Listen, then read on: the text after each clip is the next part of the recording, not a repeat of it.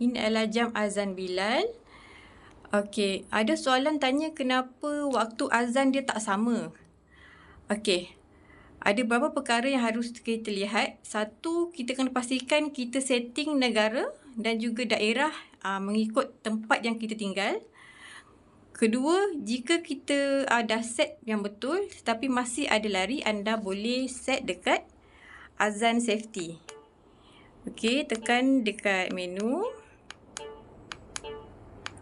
Okey, bila kita tengok semua dah betul, kita pergi dekat azan safety. So, dekat azan safety ni, anda betulkan semula, okey, mengikut JAKIM.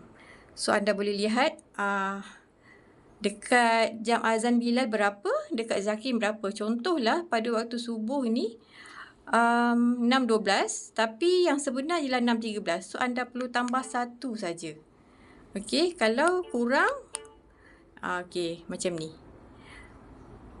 Okey, itu cara dia ya. Okey. So, untuk situasi saya sekarang tak ada perubahan. So, anda boleh teruskan dan cek satu persatu. Dan kemudian betulkan dan tambahkan. Kedua, anda mungkin boleh semak DST. DST on ke off? Okey, kita tengok sekarang DST off. Kalau on, offkan dia.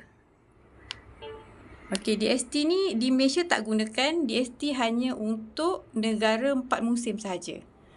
Okey, saya harap semoga membantu. Dan sekiranya masih ada masalah, anda boleh reset dan betulkan semula.